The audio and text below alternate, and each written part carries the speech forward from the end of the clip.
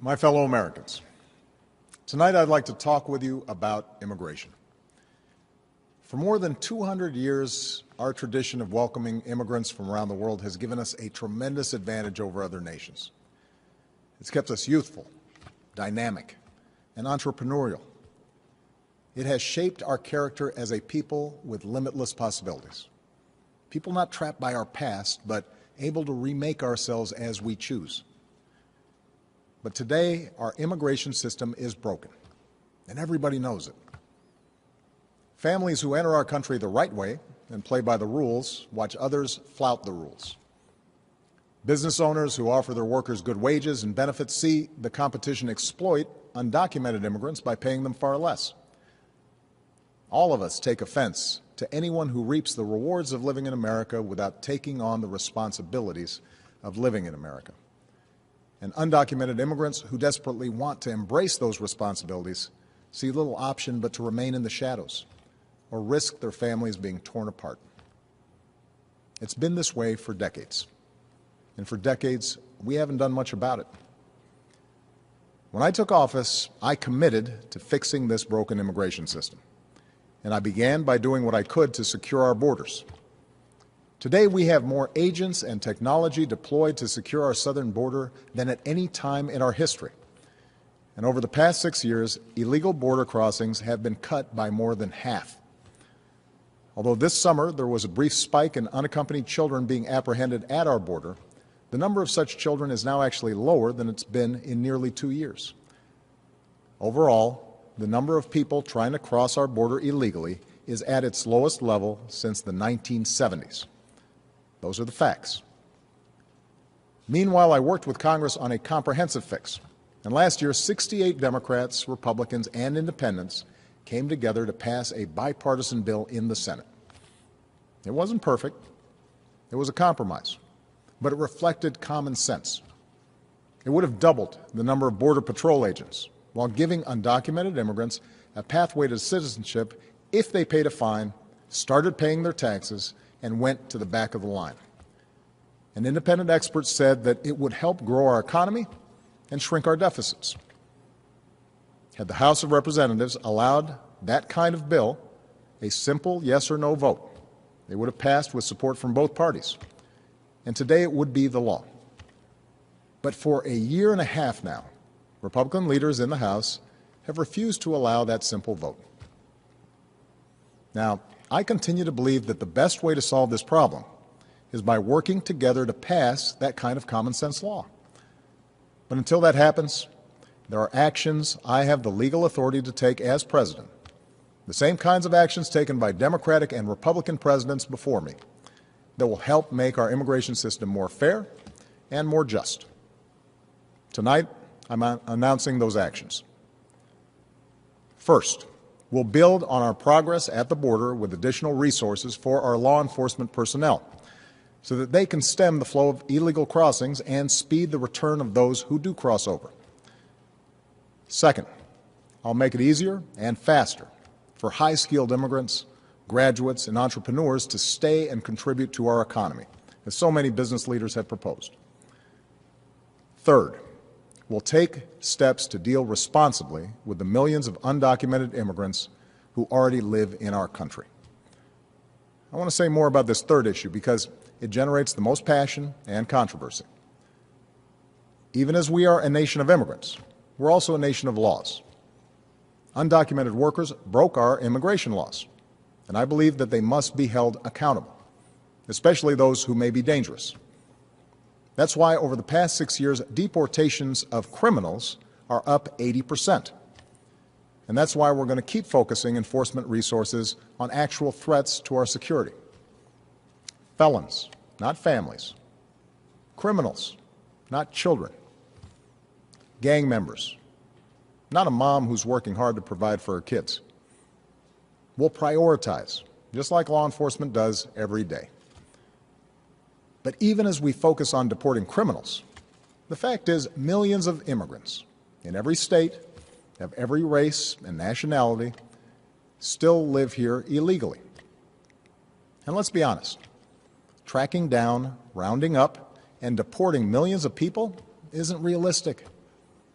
Anyone who suggests otherwise isn't being straight with you. It's also not who we are as Americans. After all, most of these immigrants have been here a long time. They work hard, often in tough, low-paying jobs. They support their families. They worship at our churches. Many of their kids are American-born or spent most of their lives here. And their hopes, dreams, and patriotism are just like ours. As my predecessor, President Bush, once put it, they are a part of American life. Now, here's the thing. We expect people who live in this country to play by the rules. We expect that those who cut the line will not be unfairly rewarded. So we're going to offer the following deal.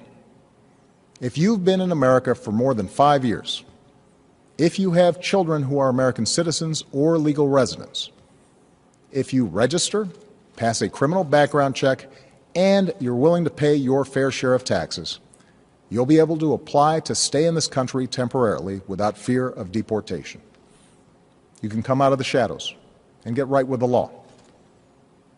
That's what this deal is. Now let's be clear about what it isn't. This deal does not apply to anyone who has come to this country recently.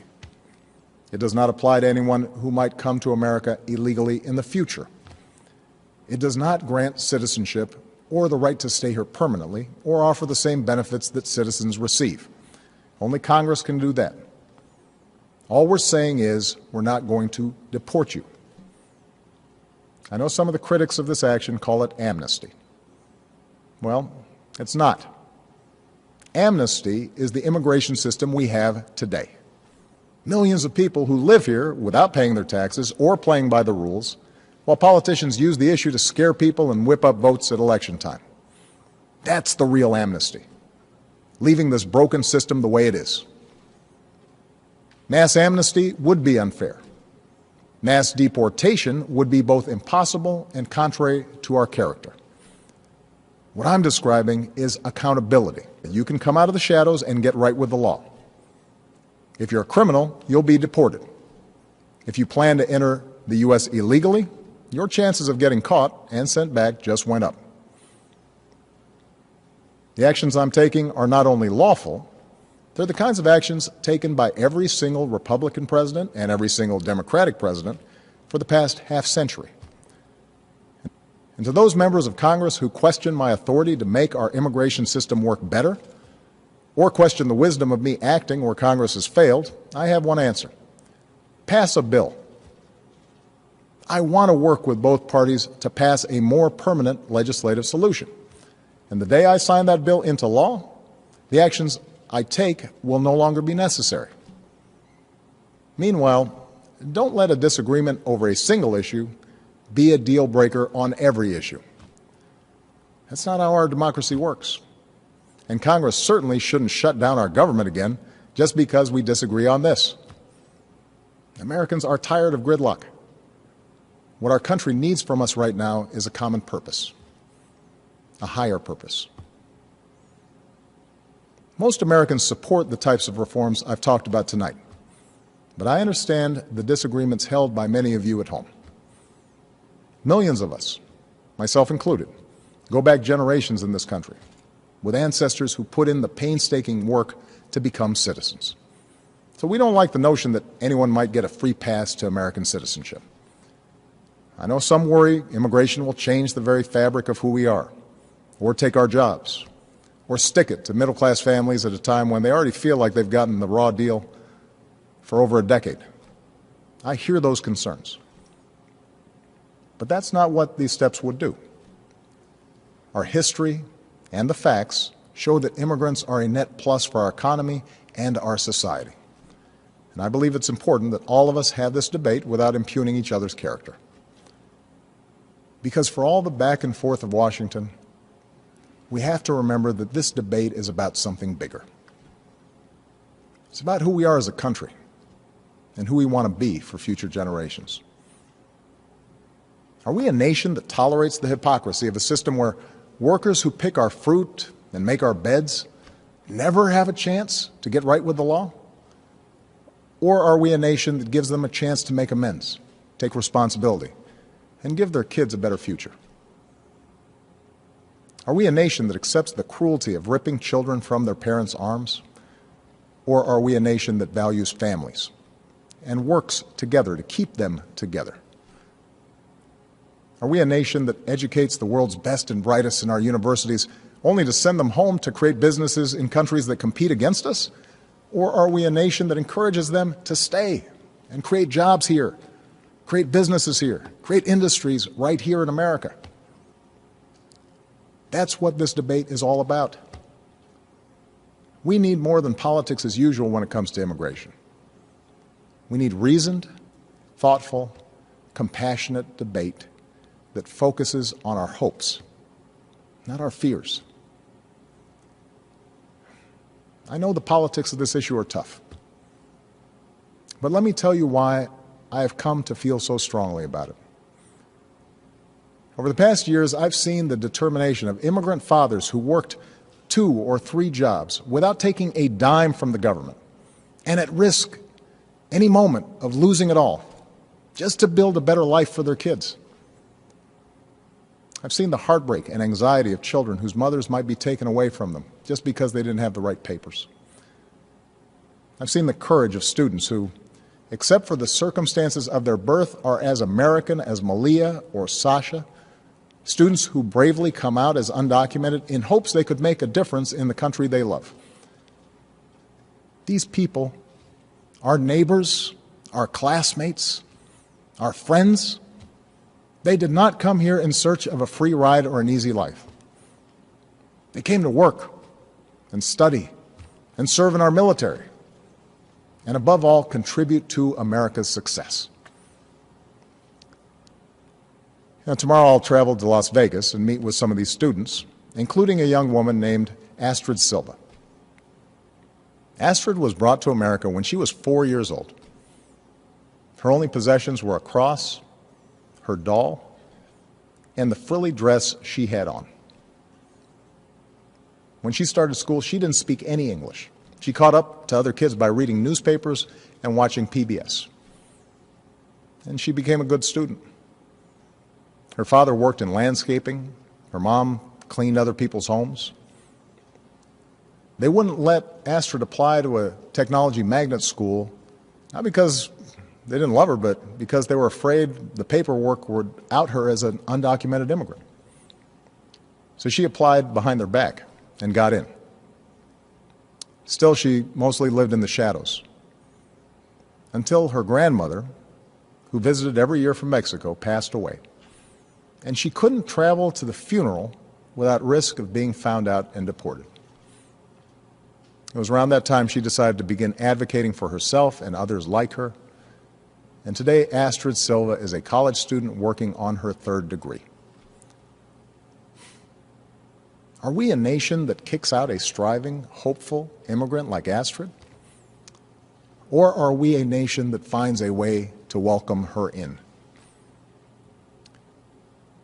Scripture tells us that we shall not oppress a stranger, for we know the heart of a stranger. We were strangers once too.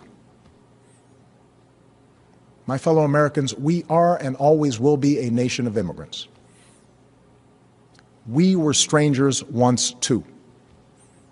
And whether our forebears were strangers who crossed the Atlantic or the Pacific or the Rio Grande, we are here only because this country welcomed them in and taught them that to be an American is about something more than what we look like or what our last names are or how we worship. What makes us Americans is our shared commitment to an ideal, that all of us are created equal, and all of us have the chance to make of our lives what we will. That's the country our parents and grandparents and generations before them built for us. That's the tradition we must uphold. That's the legacy we must leave for those who are yet to come. Thank you. God bless you. And God bless this country we love.